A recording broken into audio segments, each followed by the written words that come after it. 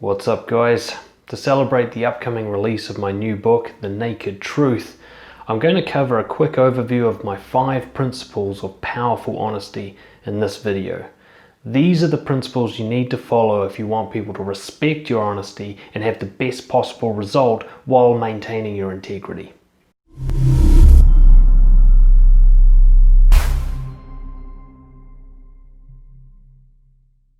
So there's one main reason that people aren't honest all the time, because they're afraid to be. That's it. That's the only reason. All your excuses about protecting other people's feelings, or it's inappropriate, or I've got to be professional, and all that crap is just hiding the truth that you're scared of the consequences of being honest. And I understand why. I was myself for most of my life. Because there'd been so many bad reactions to my attempts to be myself over the course of my childhood and my teenage years that I learned to be dishonest. I learned to hide my true thoughts and feelings and opinions. I learned to pretend to be something I wasn't, to be happy all the time and so on. I learned to manipulate people and keep secrets, just like most of you watching this video. Of course, what I didn't realize was 2 things. One is, being dishonest in even the smallest way was causing me shame and destroying my self-confidence. It was honesty that was going to make me feel better about myself, not approval from other people. That didn't really help at all. It was more like a drug that I was addicted to.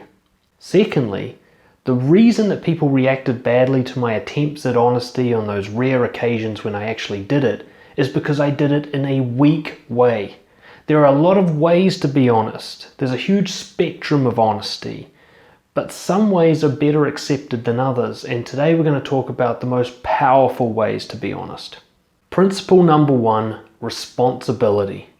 You have to talk about your life and your experiences from a place of ownership, total ownership. You have to own your shit.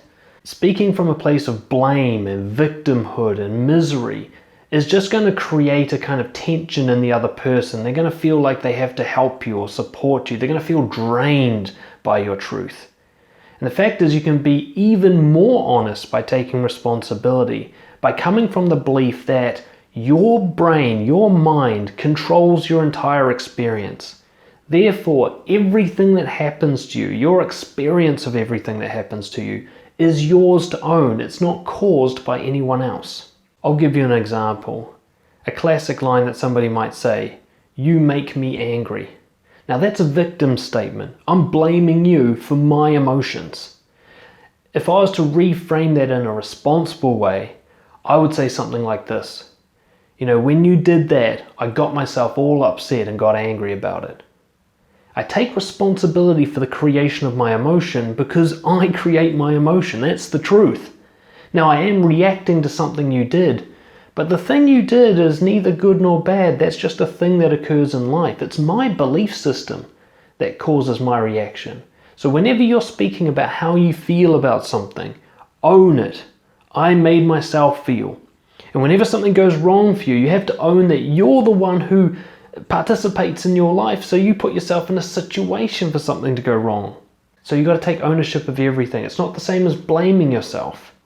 It's just saying, I cause my own life. Principle number 2, boldness. I think this is actually one of the number 1 problems that people have without realizing it, is they speak in an apologetic, weak way that diminishes the believability of what they're saying. It's like if someone's trying to sell you something and they don't really believe in the product. Even if it's a good product, their uncertainty makes you uncertain about the product. So whenever you're speaking your truth, sell it, believe in it, give it to them powerfully. If it turns out that you're wrong later, you can change your mind, that's fine. But while you believe it, really back it. And there's 3 key kind of elements to this. Slow, loud, proud. Speak slowly, use pauses, take your time, like you're in no rush. Be loud. Speak past the person you're talking to. Be loud enough that they can't help but listen to you. No mumbling, no talking to the ground, no sort of holding back your volume so that nobody else can hear you. Blast it out. You don't have to shout, but just speak past the person. And proud. Own what you say, just like responsibility. Go, this is the truth, nice and concise. I think this, I believe that. This is what happened to me yesterday. No side stories and details to try and explain the bits and the pieces and the characters and all the stuff where you try to make it understandable. Just give it to them hard, straight and true. Classic example of this. You go into a movie theater, you've got your ticket and there's a guy in your seat. Most people will be like, excuse me, hi, sorry.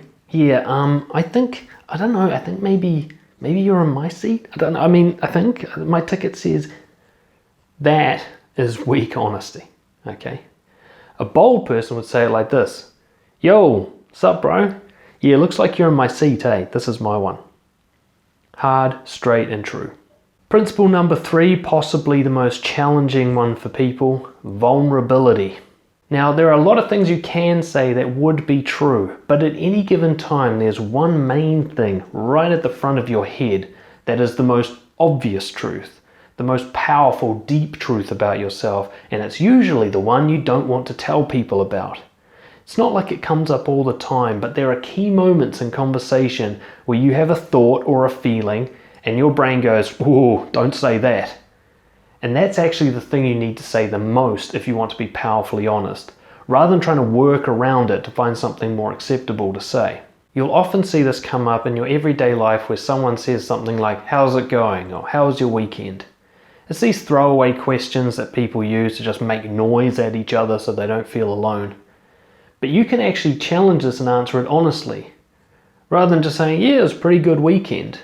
You can say, well, I actually had a big fight with my wife last night and I'm still fuming about it. Because that's the thing that's right fucking there, isn't it?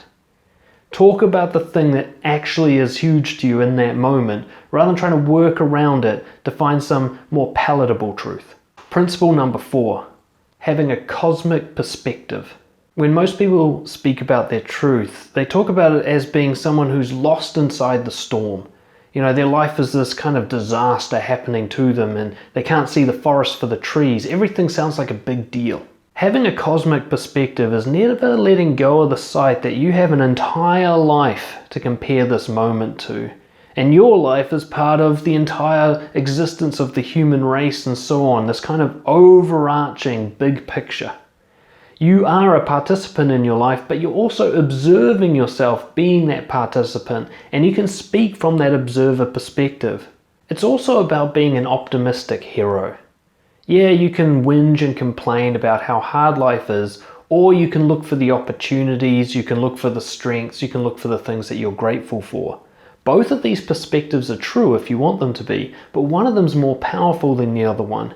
If you're pessimistic and gloomy and only looking at what's bad, people aren't going to want to listen to you, unless they're very unhealthy themselves.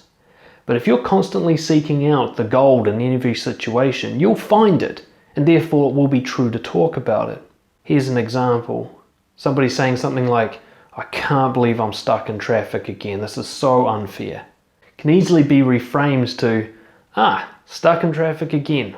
Oh well, I guess it's a good time to start listening to some podcasts. You see what I mean? There's always an opportunity that you can look for. Or taking that more detached perspective, you might have the example of someone like, I got a flat tire and then I was stuck in traffic, it was a fucking nightmare. A more detached yet still honest perspective might be something like, yesterday I got this flat tire and I got myself all worked up about it, you should have seen me. I was there making a big fuss even though my life is fine overall. You can talk about like watching the character rather than being the character. The final principle is actually about when to stop, and it's reciprocation. See, most people are either oversharers or undersharers. Now, an oversharer doesn't mean too much vulnerable, intimate information. It just means too much information. Rather than just stating a simple truth and allowing the other person to respond, oversharers tend to bombard you with information. Some of it truthful, some of it not. It comes from an anxious attachment style. They're trying to keep your attention and keep your love and fill all the awkward silences. They're worried that if they don't remain interesting, that they're going to lose you. So they just throw information at you, trying to keep you to stay. An undersharer, on the other hand, an avoidant attachment style, is trying to protect themselves by keeping a detached distance from people. They might speak a lot, but they'll use questions, or they'll talk about frivolous, superficial information. They'll make a lot of noise without actually saying anything truthful. Or they'll just be avoidant. They won't participate in the conversation. They'll stay silent and watch from the outside. What you often get is one of them meets the other. An oversharer meets an undersharer, and this person does all the work and this person does fuck all, and eventually it collapses. What you need is to meet in the middle. The oversharer needs to wind back what they're saying to just one simple, concise truth, and then they need to go silent. They need to hold back on and resist that urge to over-explain and justify and do side stories and go into all the details about the points that don't matter, and just say the one thing they're thinking and feeling and get it out there, and then shut the fuck up to let someone else have a turn. Undersharers need to increase the effort. You don't actually have to say that much, you just need to be more vulnerable. If you're gonna say something, make sure it's deep, make sure it's truthful. And that way you allow yourself to kind of balance the other person. You've got to think about it like a game of tennis. You hit an honest ball, you wait for them to hit it back, they wait for you to hit it back, and you just take turns, one hit at a time. The oversharer is like serving fucking 50 things over the net, the person's just like getting smashed by balls, whereas the undersharer has put his fucking racket down, is just watching. No, you've both got to participate, or otherwise it's going to feel imbalanced, and that's a weak form of connection. So of those 5 principles, choose the one that you think that you're struggling with the most and focus on it for the entire week. Once you feel that you've got it nailed, you choose another one and focus on that, and you will see a difference. You will see that your honesty will be more respected as you respect yourself more, and therefore you'll see that honesty hasn't been the problem. Honesty hasn't been the thing that's causing people to react badly to you. It's all been about your delivery being too weak. Thanks for watching. Please make sure to join Brojo. It's completely free. There's a link below on how to do that. That'll keep you updated on the upcoming release of my new book, The Naked Truth, which is all about how to be powerfully honest. And I've got a course coming out soon on how to be powerfully honest, a video course. So if you want to stay updated on those, join up below. Thanks again for watching. Don't forget to subscribe and share it around, and I'll catch you guys next time. Cheers.